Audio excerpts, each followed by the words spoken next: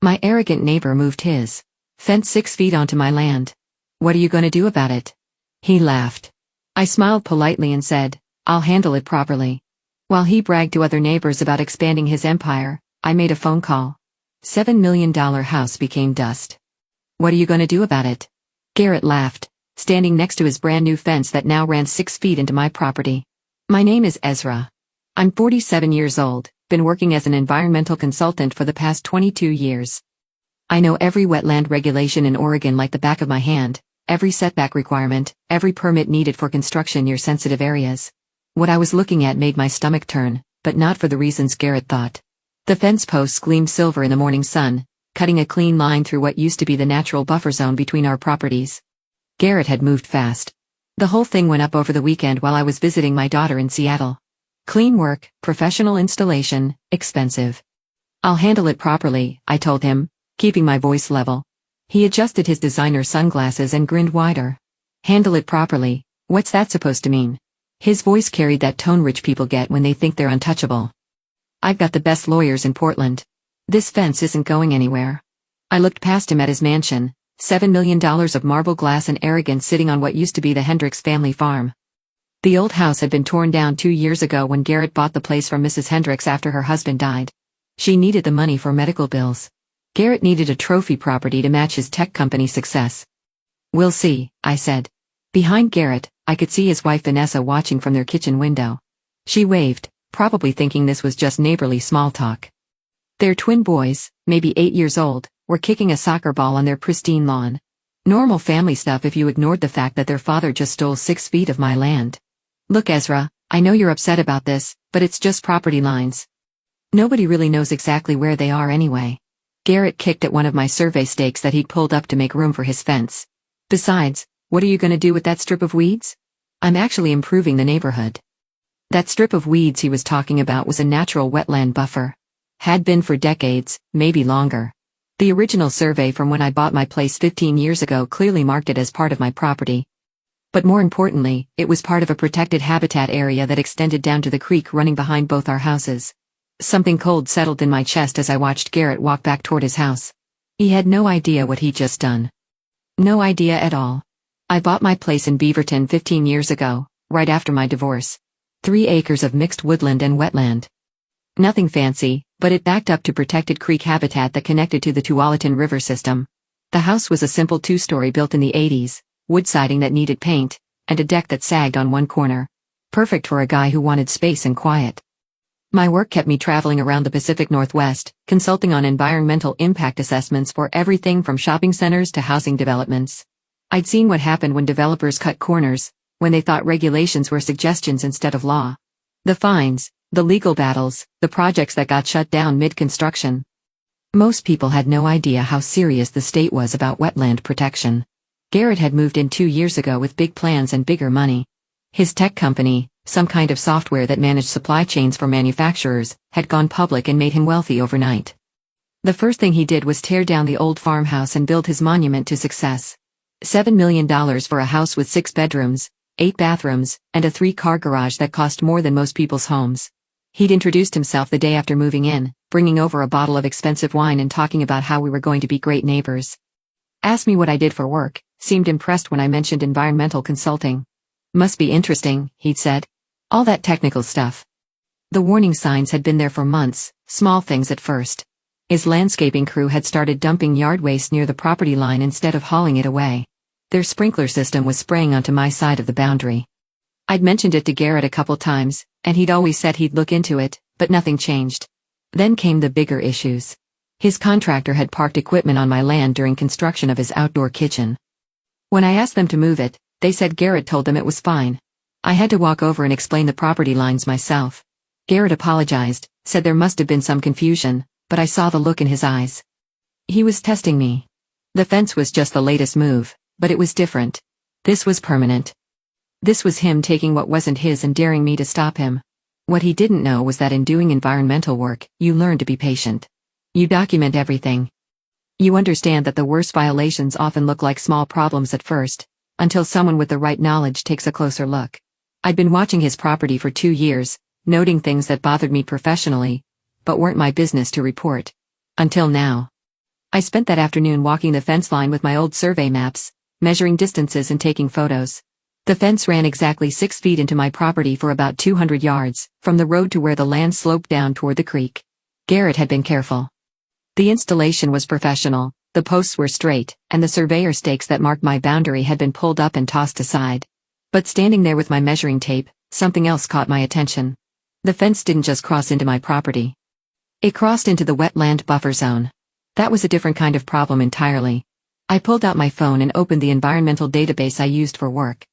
According to state records, the creek behind our properties was classified as critical salmon habitat.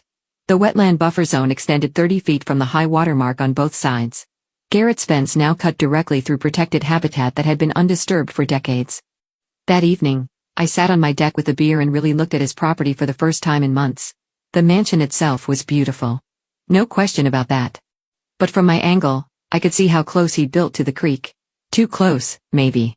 The outdoor kitchen and pool area seemed to be right at the edge of what should have been setback area.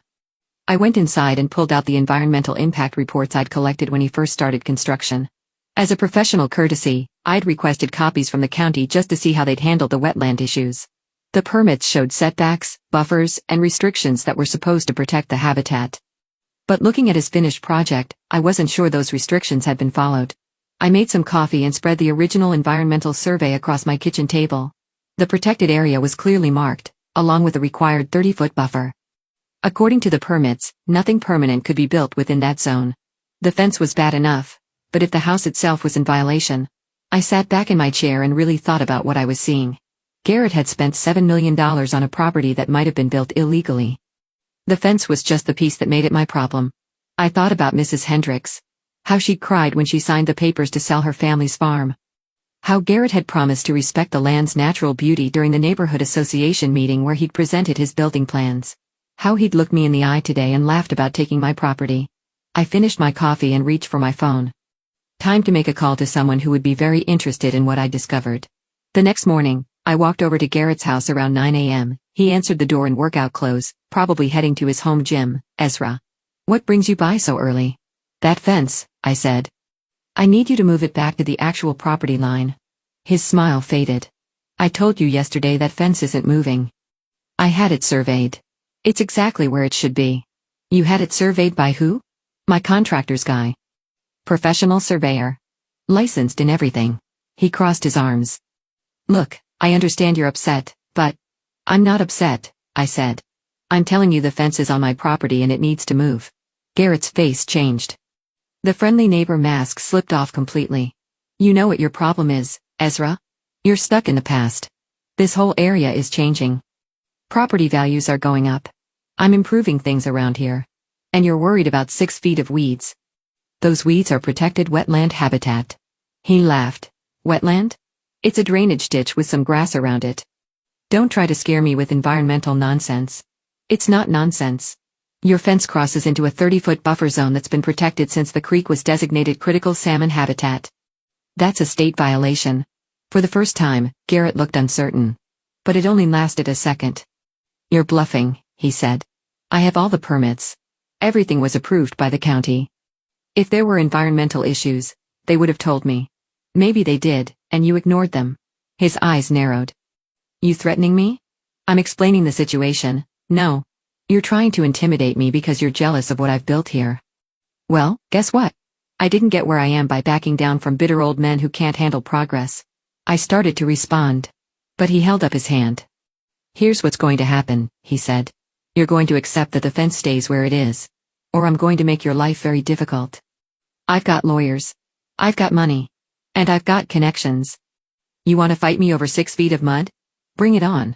That afternoon, Garrett made good on his threat. A certified letter arrived from his attorney claiming that I was harassing his client and threatening frivolous litigation. The letter demanded that I cease all contact regarding the fence and warned of legal action if I continued to interfere with legal improvements to the property.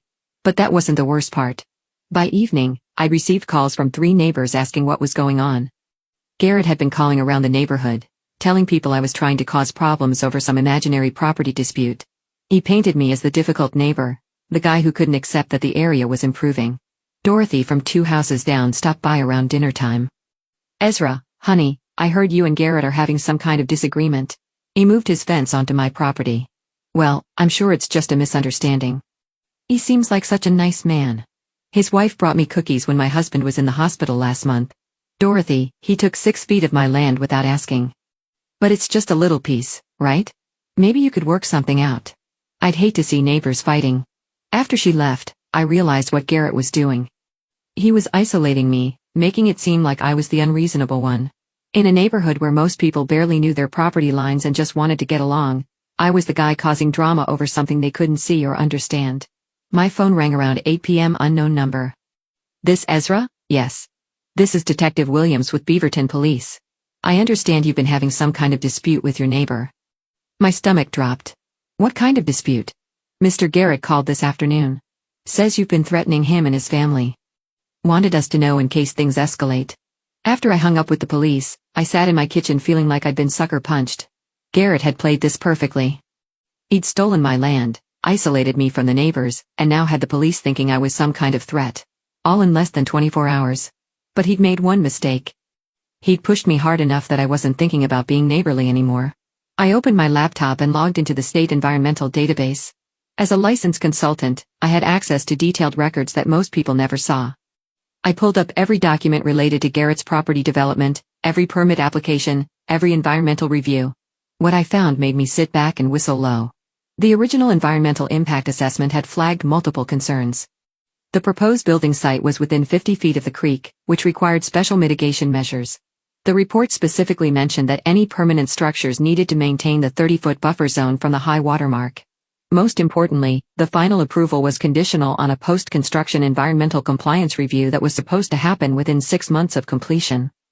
The house had been finished 14 months ago. No compliance review had ever been conducted. I kept digging. The original site plan showed the house positioned to maintain all required setbacks. But the satellite imagery from last year showed something different. The actual building footprint was at least 20 feet closer to the creek than the approved plans indicated. I pulled up the wetland delineation report that had been required for the permits. The protected area was clearly marked, with GPS coordinates and detailed boundary descriptions.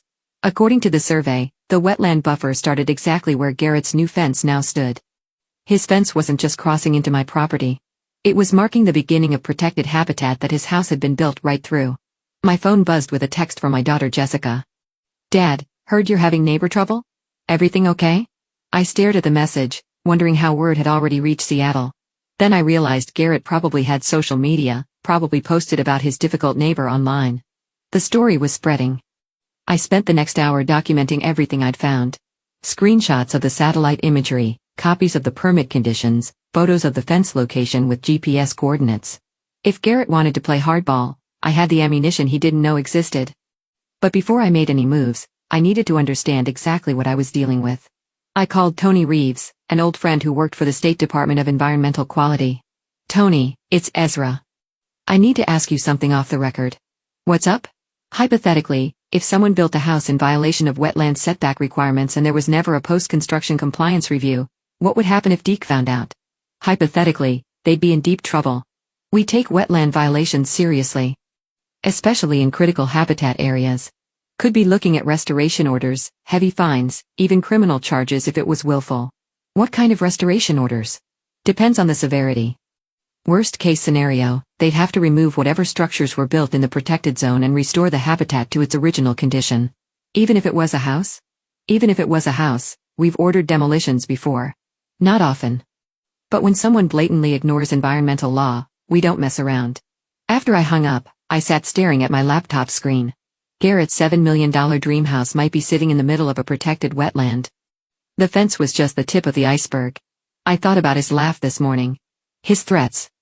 His calls to the neighbors and police. He declared war over 6 feet of my property, not knowing he was vulnerable to losing everything. Time to make that phone call. I called the Department of Environmental Quality Enforcement hotline at 8 a.m. sharp. Professional to professional. DEQ Enforcement, this is Janet. This is Ezra Hammond, licensed environmental consultant. I need to report a potential wetland violation in critical salmon habitat. Can you hold for compliance, Supervisor? A minute later. This is Director Walsh. What do you have? A residential structure that appears to have been built in violation of wetland setback requirements, plus a new fence that's been placed directly across protected habitat buffer zone. Location? I gave him the address and my consultant license number. I can provide GPS coordinates, satellite imagery, and copies of the original permits that show the violations. Send everything to my email. We'll have someone out there within 48 hours. I spent the morning preparing a comprehensive report. Satellite photos showing the house position versus the approved site plan. Survey maps with the wetland boundaries clearly marked. Photos of the fence cutting through the buffer zone. The original environmental impact assessment with all its unmet conditions. But I also included something else. The enforcement history for similar violations. Cases where DEC had ordered partial or complete demolition of structures built in protected areas. The legal precedents that showed they didn't make exceptions for expensive houses or wealthy owners. While I was working, I watched Garrett through my office window. He was in his backyard showing off the fence to someone. Probably another neighbor spreading his version of the story. Pointing at my property. Shaking his head like I was the unreasonable one. Around noon, my phone rang. Jessica. Dad, I've been thinking about your neighbor's situation.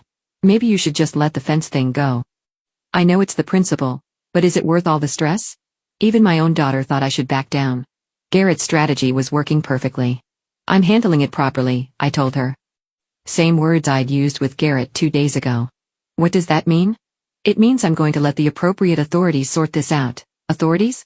Dad, please don't turn this into some big legal thing. It's just a fence. After we hung up, I finished my report and sent it to Director Walsh. Then I waited. That evening, Garrett came to my door. Different approach this time. Friendly smile. Bottle of wine in his hand. Ezra. I think we got off on the wrong foot yesterday.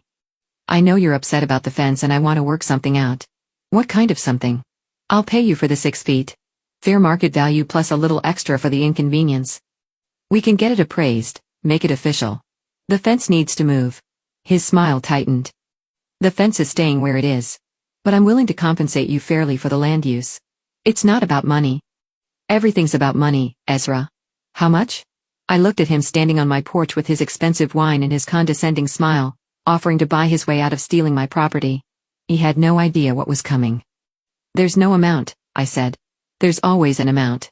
10,000? 20? Good night, Garrett. I closed the door and watched through the window as he stood there for a moment, probably trying to figure out what had just happened. He tried threats, then isolation, now bribery. None of it had worked, and he couldn't understand why. Tomorrow the state environmental inspectors would arrive, and Garrett would learn that some problems couldn't be solved with money or lawyers or social media campaigns. Some problems required following the law from the beginning. The DEC inspectors arrived at 9 a.m. on Thursday in a white pickup truck with state government plates. 2 people, Director Walsh and a younger woman with surveying equipment. I watched from my kitchen window as they parked in front of Garrett's house. Garrett answered the door in his business casual outfit, probably thinking they were there about some routine permit issue. I saw him gesture toward his property, confident and relaxed. Then Walsh showed him something on a clipboard and Garrett's whole posture changed. The inspection took 4 hours. They walked the entire property with GPS units, took photos of the house's position relative to the creek, and spent a long time examining the fence line where it crossed into the wetland buffer. I stayed inside, but I could see them pointing at specific areas and making notes. Around 1 p.m. they came to my door. Mr. Hammond, Director Walsh, DEC. Thank you for the report. We need to verify some of the boundary information with you. I walked them around my property, showing them the original survey stakes and explaining how the fence had been moved. The younger inspector, introduced as Sarah Martinez from the Compliance Division, took GPS readings at multiple points along the fence line. This fence is definitely in the protected buffer zone, she said to Walsh, and based on our measurements, the house itself is at least 15 feet closer to the creek than the approved site plan shows. Walsh nodded grimly. We'll have the full report completed by tomorrow, but this looks like a clear violation of state environmental law. That afternoon, a certified letter was delivered to Garrett's house. I watched him sign for it, open it on his front steps, and then sit down heavily on his porch stairs. He sat there for almost an hour just staring at the letter. Around 5 p.m., Garrett came to my door again. This time he looked different, pale, shaken. Ezra, I need to ask you something. What's that? Did you call the state about my house? I met his eyes.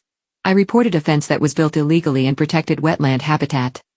They're saying I have to tear down the house. I wouldn't know anything about that. The whole house, Ezra. They're saying the entire structure is in violation of environmental law and has to be demolished. His voice cracked. $7 million. The demolition order came down 6 weeks later.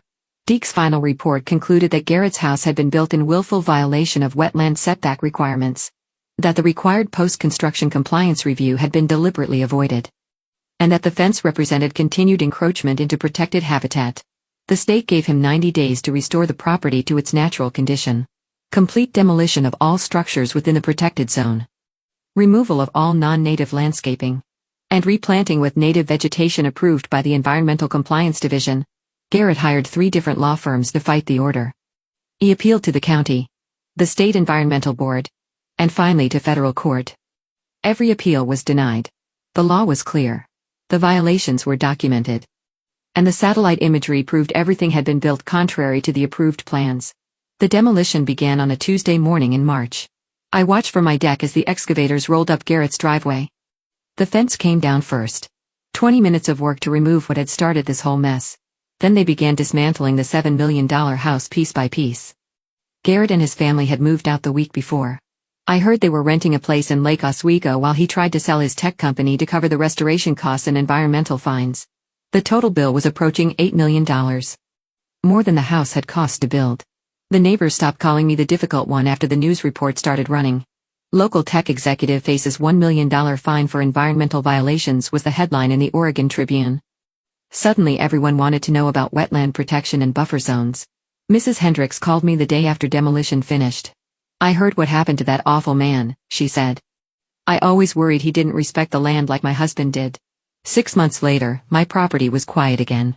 The land where Garrett's house had stood was planted with native grasses and young oak trees. The creek ran clear, and I'd started seeing salmon in the shallow areas again. Sometimes I walked down to where the fence used to be and remembered Garrett's laugh.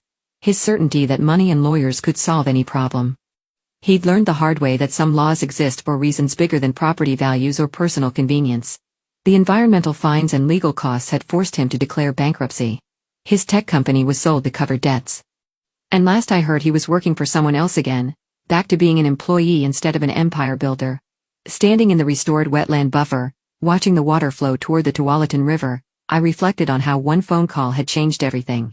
Not because I was angry or vengeful, but because I knew that protecting the environment meant following the law, even when it cost $7 million to tear down the evidence of breaking it.